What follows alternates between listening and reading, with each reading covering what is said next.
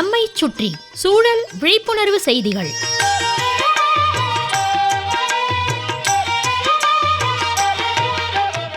அன்புள்ள சுப்பிரமணியன் சார் அவர்களுக்கு உங்கள் மாணிக்கம் எழுதும் மடல்.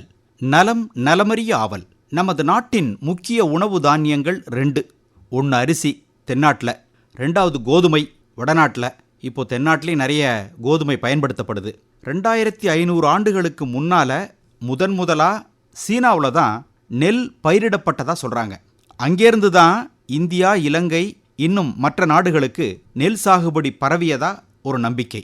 ஆனால் அரிசியின் பூர்வீகம் நம்ம இந்திய நாடு, அதிலும் நம்ம தமிழகம்தான்னு இன்னொரு சாரார் நம்பிக்கையோடு சொல்கிறாங்க.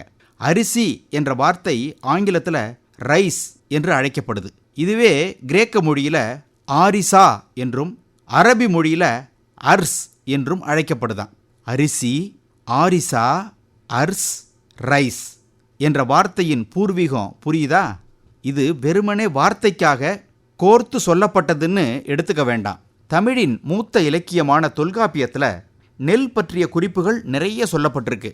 தொல்காப்பியத்தின் காலம் கிமு 500லிருந்து 1400 ஆண்டுகள். அப்போ 3500 ஆண்டுகளுக்கு முன்னாலேயே தமிழகத்தில் நெல் சாகுபடி, அரிசி சாப்பாடு இதெல்லாம் இருந்திருக்கு. தொல்காப்பியம் மட்டுமல்ல, சிலப்பதிகாரம், மணிமேகலை, அகநானூறு, புறநானூறு, பதிற்றுப்பத்து, இன்னும் பல சங்க இலக்கியங்களில் அரிசி பற்றிய செய்திகள் நிறைய இருக்கு. சுப்பிரமணியன் சார், சங்கரன் கோயில் பக்கத்தில் கரிவலம் வந்த நல்லூர்னு ஒரு ஊர். அந்த ஊரில் இருக்கும் கல்வெட்டுகளில் துலாபர யுகத்தில் இந்திரன்ட்டேருந்து பாண்டிய மன்னன் அரிசியை வாங்கி கொண்டான்னு குறிப்பிடப்பட்டிருக்கான். துலாபர யுகம்ங்கிறது கலியுகத்துக்கு முந்தைய காலமா. அப்போ நம்ம தமிழகம்தான் நெல் அரிசியின் தாயகம்னு சொல்லலாம் இல்லையா? நமது நாடு, மாநிலம், மக்கள் எல்லாம் தொன்மை வாய்ந்தது. அனுபவம் மிக்கவர்கள், ஆற்றல் உடையவர்கள்.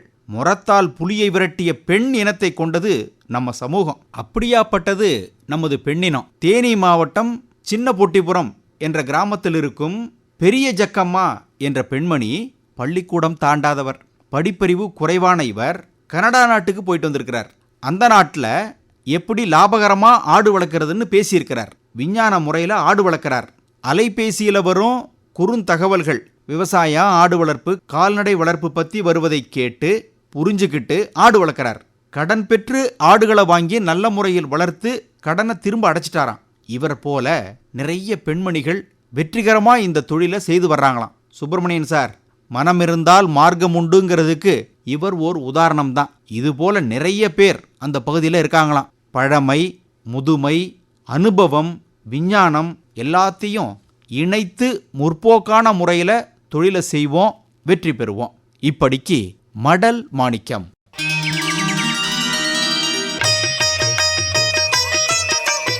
நம்மை சுற்றி சூழல் விழிப்புணர்வு செய்திகள் கேட்டீர்கள்.